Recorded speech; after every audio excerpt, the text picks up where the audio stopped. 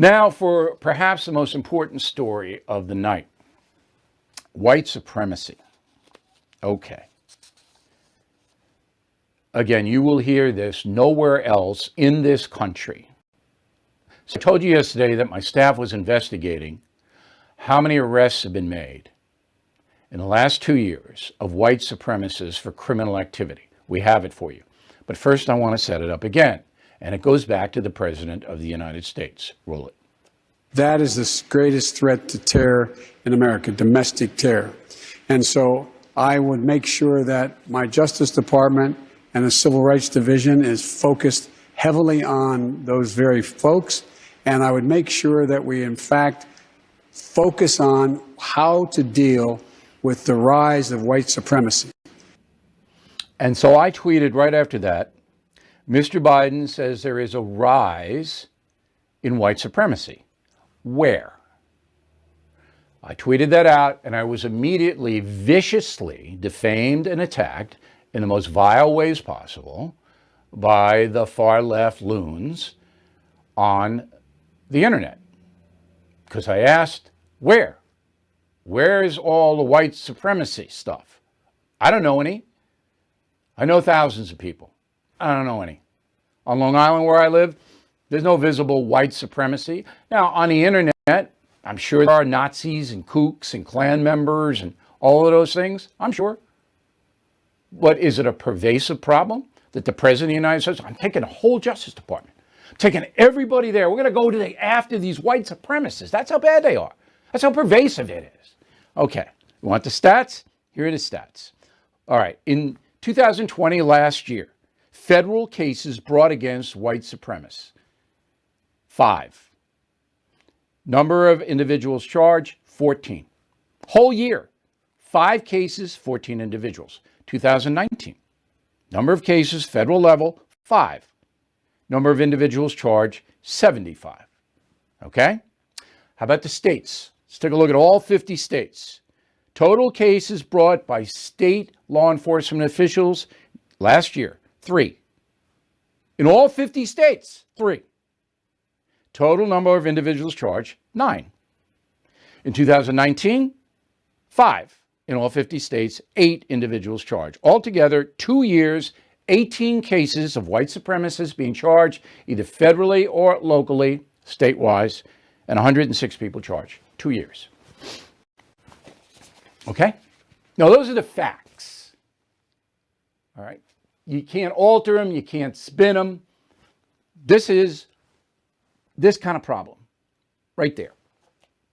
But now we got to all justify. You find, I guess they're not finding them. Not hard to find, by the way. Not hard to find with the internet because that's where these people live, these kooks, these nuts. Okay, so then I asked myself, look, find out how many far left Antifa, Black Lives Matter people have been arrested. Thousands. Thousands. On the federal level, more than 300.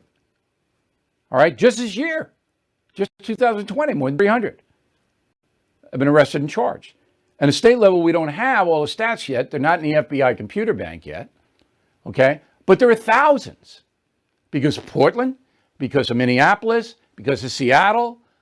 Thousands of far left people, which include Antifa and the Black Lives Matter protesters.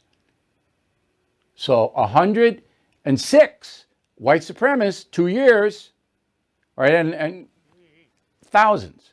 Yet Joe Biden, not worried about the thousands. No. So what's going on? What is really happening here? Okay. So the far left progressive movement, and that includes the media, which enables it, they were successful with the white privilege stuff. So they were successful in basically putting a message out that the entire American society, whether it be social, financial, employment, whatever it may be, was dominated by white privilege. Okay, so if you're white, you're first in line, you get all the good stuff. And African Americans and all the other minorities, they don't get the good stuff. Okay, now how Asian Americans fall in, I don't know, because they get more stuff than the white Americans do. All right, because they are off the chart industrious, generally speaking. Okay. But this was a very successful campaign. Very little pushback on white privilege. You didn't hear people going, I don't think that's the case, because they'd be demonized just as I was when I said, where's the white supremacy? Wham! Let's get him. Let's slime him. Let's defame him. So he shuts up. All right? And that happened. Boom. Okay. So then they said, this white privilege thing really worked well. Let's bump it up to white supremacy. And therefore we can bring in the founding fathers who forged the Constitution, because they were all white supremacists.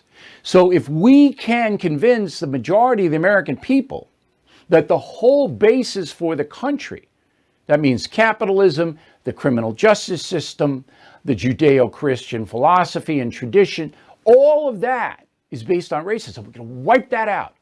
And we can put in its place socialism, maybe communism.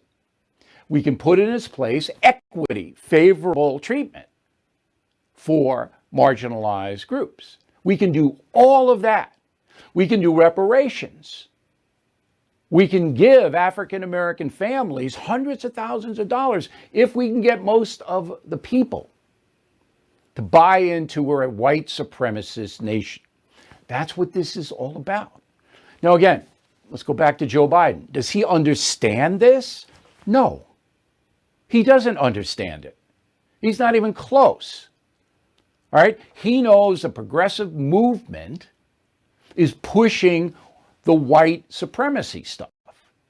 So I'm ordering my Justice Department to crack down on the 5 cases that happened last year. Did you see any white supremacists looting any buildings? If you do, please let me know. Now, in the Capitol, there were white supremacists there. There were.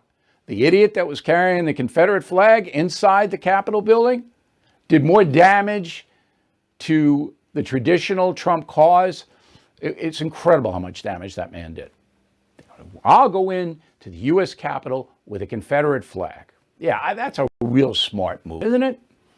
That's what I'll do. It's just... And then you just look at it, you just gave the forces of darkness, which are the forces that want to tear this country apart, you just gave them, all right, massive amount of ammunition. Hard to believe, but it happened. All right, so that's what this is all about. Now, President Biden said this week, I'm going to put a commission. This is when he doesn't want to deal with something, or when any politician doesn't want to deal with something, they establish a commission.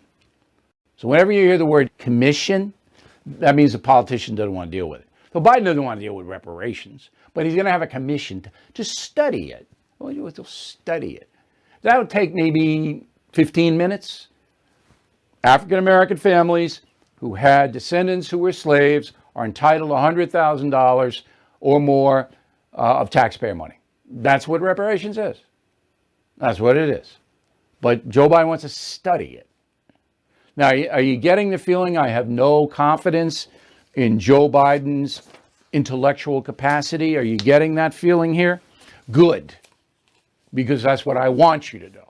I don't think the man is smart enough to run the country effectively.